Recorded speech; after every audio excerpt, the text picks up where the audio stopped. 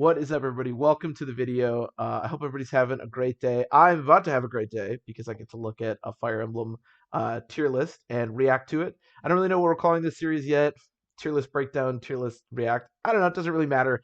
We did one on Fire Emblem 6, so if you want to check that out, I'll probably put that in the description. Today we're going to be looking at Path of Radiance. Kind of weird to go from 6 to Path of Radiance, but I like Path of Radiance. It's probably like my favorite in the series, if I'm being honest, just because I have so much nostalgia for it when I was a kid. And I decided to do this because we've actually never made a tier list here on the channel of this. I wanted to after we completed our Maniac Iron Man, but I never got around to it. So maybe we'll make one in the future, and maybe these tier lists can help us get a good idea of where characters should be placed, or maybe where they shouldn't be placed. As you probably can already tell on this tier list, there's going to be some interesting placements. We'll see. And the last thing before I get started on the actual tier list, if you enjoy the video, if you enjoy any of my content, please consider subscribing, liking the video, maybe commenting, maybe tell me how you're doing, or tell me how you feel about this tier list or the game, whatever. It really helps me out, helps me know what people are enjoying here on the channel. But yeah, without further ado, let's get right into the tier list. You can see it right here on your screen.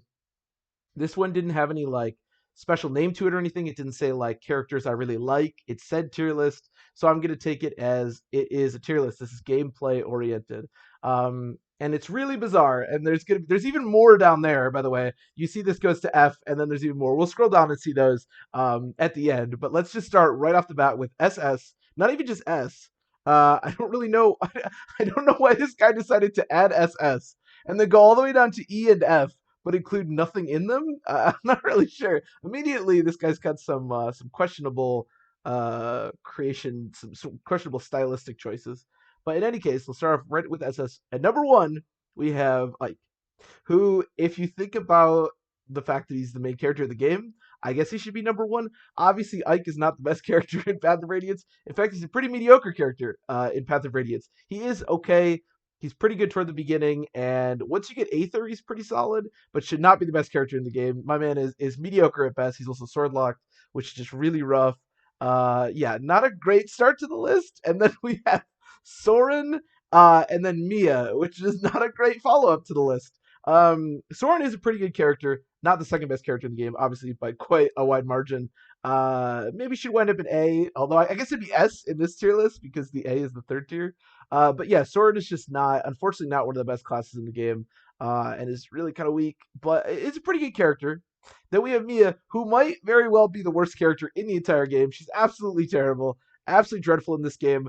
She was actually no, I think she was only number 3 on my characters that got better between Path of Radiance and Radiant Dawn top 5 list because she's so bad. But I guess this guy likes her. Then we have Gifka, who, to be fair, Gifka is a pretty useful character because the final chapter in fighting Astronaut is pretty difficult. But like obviously shouldn't be that high in a tier list. Doesn't really make any sense. Um, then we have Leith. I like Leith actually quite a bit. We actually have Leith, Oscar, Astrid, all decent choices. Maybe shouldn't be an SS other than like Oscar, but still good characters, solid characters. Then we have, and I'll move my whoops, I'm moving the thing. If I could find, I'll move my webcam here a little bit. Yeah, looks like it's just Rolf. We have Rolf. I'll cover up his face a little bit less. Who's also bottoming out an S. As I found out as we did those top 5 lists, people love Rolf. I had multiple people telling me that Rolf was an insane character, and I called him one of, if not the worst character in the entire game. So I guess people just really like Rolf. I personally love Rolf, even though I think he's an atrocious character. He was actually the first character I ever promoted in a Fire Emblem game. I had no idea what I was doing. So I'm a big fan of Rolf, but obviously does not belong this high in a tier list. Unfortunately, has a bad level, a bad class, is recruited late, and just has bad stats. So there's really nothing going for him in this game. But people seem to really like him, so I'm not that surprised to see him this high. And then I'll adjust my little webcam a little bit more. All right, and then in S tier we have Tabarn, another weird choice because he's just like a worse Gifka. Which, to be fair, this guy does have him lower than Gifka, so I guess in that respect it makes sense. But again, not a character that's very useful given that he's available for one chapter and is really just worse than Gifka. Yeah, and then we have Morim, who honestly pretty good character. Stefan, pretty good character. Kieran, really good character. These are all decent. Would probably be an A, maybe B for some of them. But yeah, not bad actually. Unfortunately, right next to them we have Nephany, who's a pretty terrible character. Much as I like her, she's not very good. And the Gatry, who's also a decent character, mostly because of the beginning of the game. Probably doesn't belong this high, but it's reasonable. And then Mekalov, who should probably be a little lower, but I actually think is probably about where he should be. So not too bad, honestly, for the S tier. To Barn and Neffany are pretty out of place, especially to Barn, but not too bad. At least he's got Kieran and Oscar both high. That's nice. And Astrid. We have yet to see, by the way, Jill or Marcia. So some question marks there. Oh, I'm sorry, or Titania. So some question marks there, but we'll get there. Then in A tier we have Nasir, another weird choice. Nasir again, number one, really hard to get, which I don't really hold against him. He is a fairly useful character if you can actually get him. But is recruited like so late, like he should be way lower, obviously. Then Ileana, who again, good choice, good choice. Should maybe even be higher, if I'm being honest. The first character who should maybe actually be higher than maybe Kieran. Really solid character, maybe worse than Soren, but still really good. And then Zahark, who's another just atrocious character.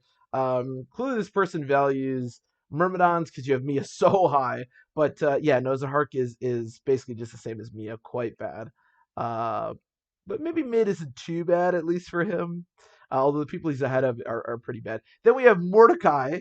It's nice to see Leith so high up, and I do kind of think Leith is better just because she transforms immediately on chapters.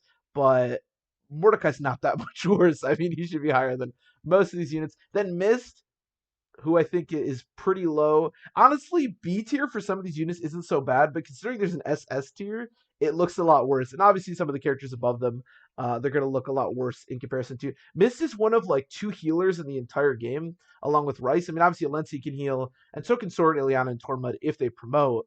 But as far as like being able to heal right off the bat, Mist is one of 2 units that can do that.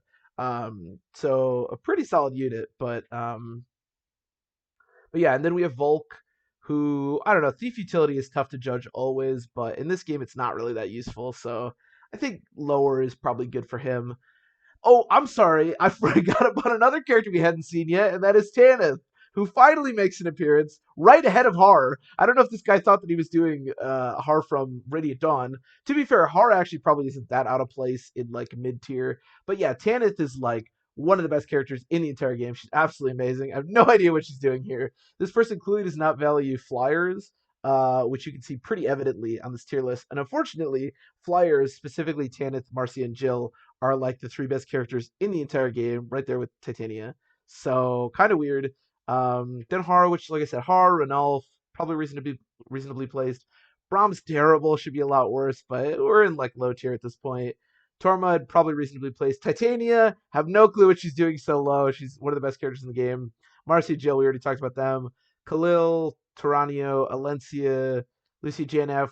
I don't know why Rice is so low. What amazes me is like, what is this guy healing with? Mist is really low and Rice is really low. You don't value that at all? I mean, unless you're promoting Soren like literally as quickly as you can.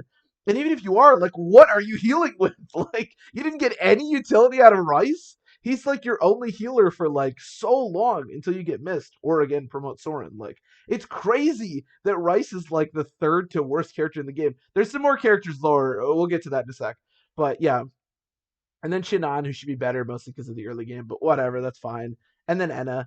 And then there's even more. We're going to go down a little bit.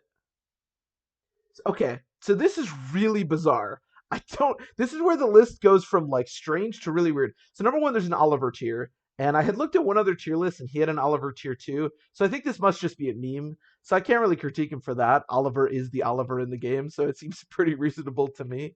Then we have unused, which is weird because if you use Tabarn and Gifka, because they're both unused, it means you at least play through the game twice. And you didn't use any of these characters. Honestly, it doesn't surprise me that much. Because most of these are pretty late recruited. Bastion, Devdan's recruited quite a bit earlier, but like Yulki, Largo, Devdan, Bastion, Jeffrey is really good. But other than that, these all kind of suck. And if you're already like pretty impartial or don't really like pre-promotes and stuff, then Jeffrey's probably not going to be your favorite character. It's not that surprising that you wouldn't use Nasala. I don't know if I've ever chosen Nasala on the last chapter, if I'm being honest. But what's really bizarre to me is that next to unused, we have not available. I don't know what that means, because wouldn't that just be unused? I don't know. So number 1, we have Soth, who I guess, well, number 1, we have somebody else. We'll talk about him in a second. We have Soth. And then we have Reyson. I don't know why Reyson is in NA, which would be not available, because it's not like Reyson is like a choice. I mean, I guess you do have to accept Reyson, the Reyson Tanith, JNF, and Yulki. Actually, I don't think Tanith is in that. Either way, I have no idea why Reyson would be in NA. Reyson is obviously one of the best characters in the entire game, given that he's the dancer. I don't know why there's unused and then NA. I don't know what that means. I'm very confused. This list is really bizarre. My assumption is this list is the same type of list that we're probably going to be seeing a lot throughout this series, which is somebody who, number one, probably didn't play on Maniac, which is totally fine. I'm not saying people should play on Maniac, but probably like just played on normal, which Path of Radiance normal is really easy. Didn't really get a good idea of like which characters are better. Probably really likes growth units. As you can see, everybody in the top. Whoops. I'll move again. Everybody in the top there is a growth unit. We don't really get a promoted unit other than like Tabarn and Gifka until like Stefan, and Stefan's just pretty cool. I think people like him. So this is probably a really casual tier list, which is totally fine. But in terms of like who's actually good in the game, this list is pretty all over the place. And again, I have no clue what NA means. It amazes me too, and I'm not gonna like shit on people for making tier lists when maybe they shouldn't. That someone would like not use 6 characters in the game, minus Nasala, because again, I've never really chosen Nasala in the final chapter, but just not use these characters and decide to make a tier list. Actually, there's more because Soth and Reyson are again just in NA.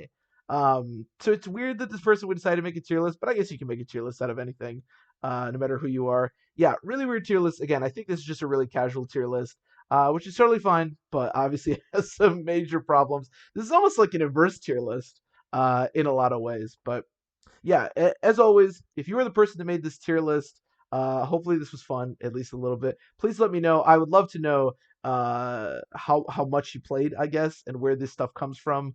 There's no explanations to any of this, so I'm sort of left to fill in the blanks. That would be my assumption is the more casual tier list. But yeah, hope you enjoyed. And yeah, that's the end of the video.